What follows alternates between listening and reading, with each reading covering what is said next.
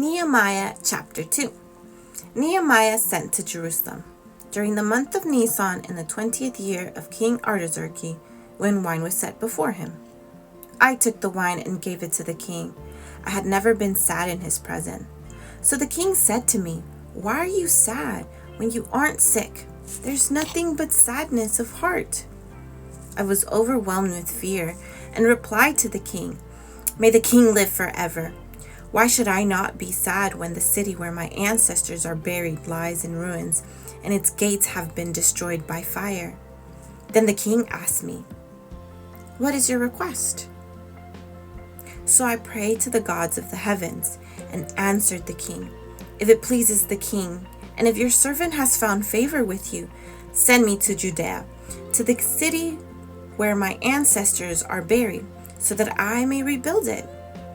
The king, with the queen seated beside him, asked me, "How long will your journey take, and when will you return?" So I gave him a definite time, and it pleased the king to send me.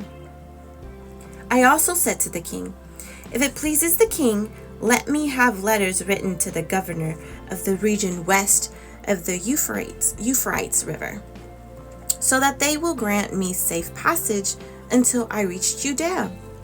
And let me have a letter written to Asaph, keeper of the king's forest, so that he will give me timber to rebuild the gates of the temple fortress, the city wall, and the home where I will live."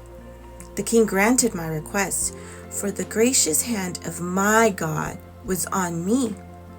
I went to the governors of the region west of the Euphrates and gave them the king's letters.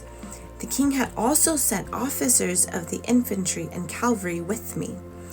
When Sanballat the Horonite and Tobiah the Ammonite officials heard that someone had come to pursue the prosperity of the Israelites, they were greatly displeased. Preparing to rebuild the walls. After I arrived to Jerusalem and had been there for 3 days, I got up at night and took a few men with me.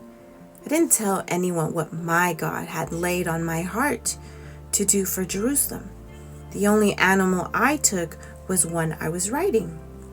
I went out at night through the valley gate towards the serpent well and the dunge gate, and I inspected the walls of Jerusalem that had been broken down and its gates that had been destroyed by fire. I went on to the fountain gate and the king's pool, but further down it became too narrow for my animal to go through. So I went up at night by the way of the valley and inspected the wall.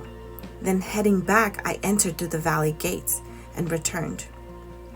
The officials did not know where I had gone or what I was doing, for I had not yet told the Jews, priests, nobles, officials, or the rest of those who would be doing the works.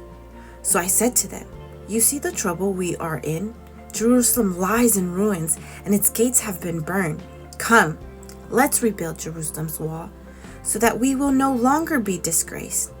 I told them how the gracious hand of my God had been on me, and what the king had said to me.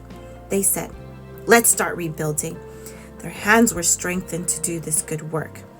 When Sanballat the Horonite, Tobiah the Ammonite official, and Geshem the Arab heard about this, they mocked and despised us and said, "What is this you're doing? Are you rebelling against the king?"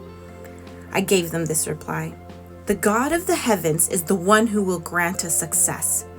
We, his servants, will start building, but you have no share, right, or historic claim in Jerusalem."